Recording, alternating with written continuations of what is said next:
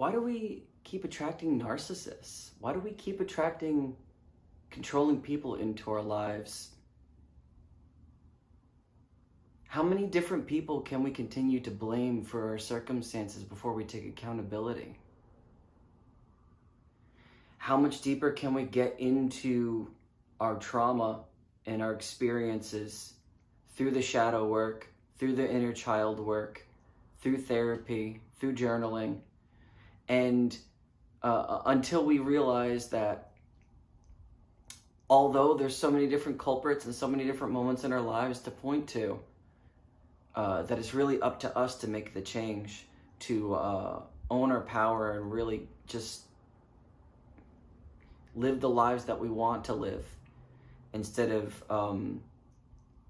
continuing this the victim complex. I know that I, for example, because I was abused as a child, I have an abandonment wound, that a lot of these shadow leaks, for example, would come out in relationship, would come out in friendships, and would come out in little ways. Like for a lot of us, maybe we lose our shit on the highway. Someone cuts us off.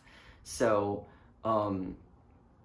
and it might feel called for in the moment, but like if someone's truly like happy and at peace, and here's the thing too, is that like if you're really like in a good place in your life, like mentally and just emotionally, then you won't be so wrapped up in this like toxic political sphere, or like the social media drama, or any of the stuff that typically triggers us. Like it's true that things can hurt us and trigger us deeply in ways, and for a lot of us, some of those wounds are so deep that like we can't help but be affected by it. But at a certain point in time, I think that it's possible to regain some of our power. And so one of the major things that helped me was initially going back into the past, like my upbringing. Like there was like these different personality defects that would come out negatively in different types of situations and relationships, and I wanted to look deeper. I wanted to be better.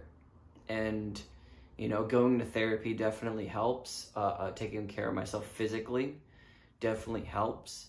Writing regularly, maintaining some sort of social presence, but also, carving out my own solitude for just a little bit of peace and rest. All these things help, but really just getting deeper into my own history, the parts of my own past that I didn't want to look at. Maybe it was too painful, or maybe I felt like I was over it because, it's been so long.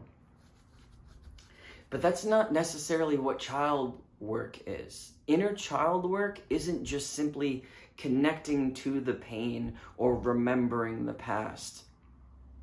It's also forgiving those past versions of ourselves for all the things that we've done wrong, all the things that we really feel like as adults we're not good enough because we're not living up to our own standards.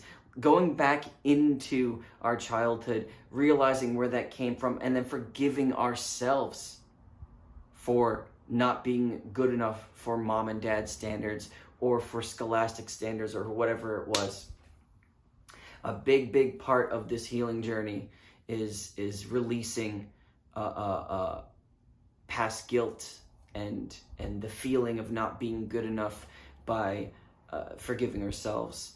And also forgiving our abusers in a way. That might be a very difficult thing, and it might be a little triggering, but like I do believe that if we really want to overcome our traumas, we also need to be able to hold the capacity to forgive the people that did traumatize us.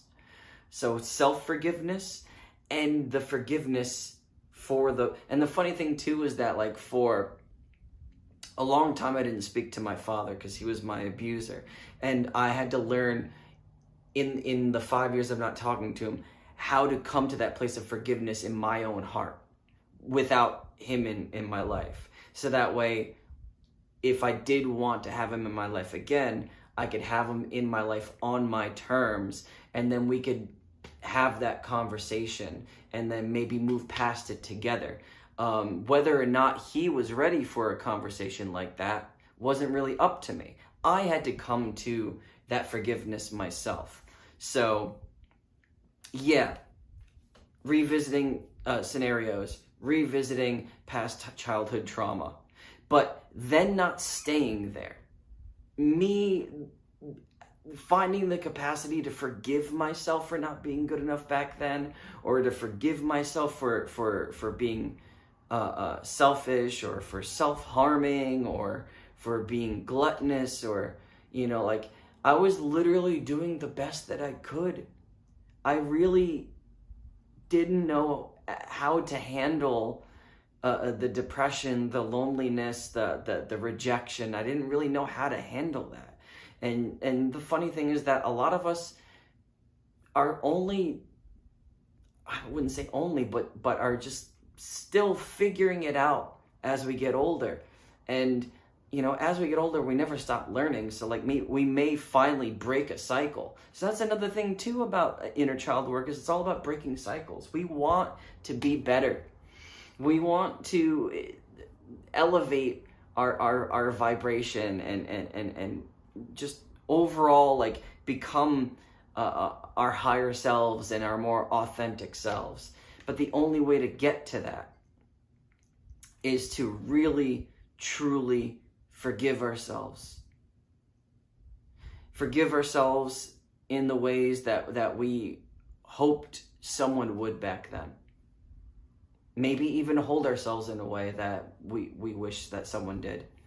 And I know that for me personally, a lot of this work has really, really, really helped me to let go, even though I wasn't consciously ruminating over my childhood, there was a lot of shadow leak everywhere.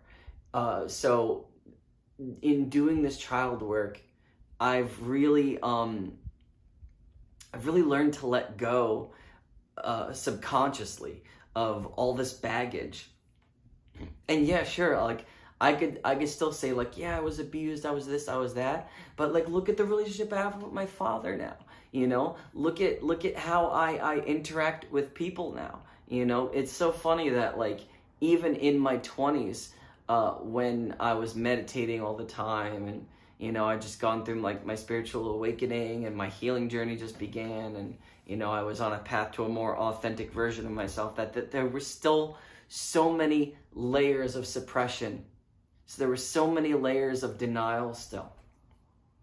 And it would come out in my relationships where, you know, I still had walls up, or I still was attracting the types of people that were reflecting who I actually was on the inside, which, you know, some of those people were deceitful or were two-faced. And, you know, I can't just say that I surrounded myself in bad company by accident. You know, you are the company you keep. And I have some of the greatest friends and acquaintances now that I've ever had, because I'm at a better place in my life than I've ever been.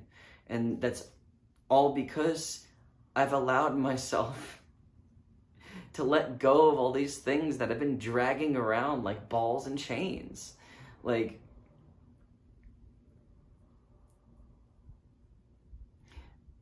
the grudge that my father held against me at 10 years old for bad-mouthing him because I lived with my mom, and then once he won custody, he really just gave me shit for it.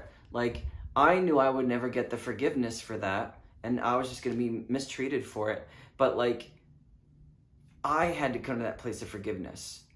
Like, I forgave myself for, you know, thinking that what I was saying to my dad, whether I truly believed it or not, while I was living with my mom, was what I believed was the right thing to do for the love of my mother. And it really just kind of like unraveled this like this hidden tapestry of like how I'll go above and beyond to prove my love to people or to earn the love, and just unraveling that just made it so obvious to me for the first time ever that like, wow, like I really do try to prove myself in so many different ways with so many different people, and to try to earn the love even from people that like aren't worth my time and are just making me run like a rat race, like around in like a hamster wheel almost, just for their entertainment, or just as like an like a energy source for them. You know, like I'm like the Energizer Bunny. And a lot of us empaths do wind up in situations like that, but that's just because we're like, we fall for the narcissist because we're covert narcissists. We might not be the overt narcissist that we usually fall for, but covertly, we're still trying to get something out of the situation. We're trying to get the validation from mom and dad that we were never able to get because they were never willing to give it. And so now we're chasing after people that aren't willing to so easily give it. And so we feel like we need to go above and beyond to prove it. And if we could get it, boy, did we do something, right? Inner child work is all about cultivating a level of awareness of ourselves and everything that we've been through, and forgiving ourselves for the level of consciousness that we had, understanding that we know that we've done the best that we could at those times, and releasing that energy and then moving forward. Because, you know, something that Alan Watts pointed out in a lot of his talks is that like we must go with the flow. That's the nature of the universe. The nature of the universe is that everything is constantly dissolving away from itself. So what's the problem? Just go with it. Take the leap, jump, go. So with that said, I hope that you've taken something away from this video. This has been my experience with inner child work. I'm still obviously doing a lot of it.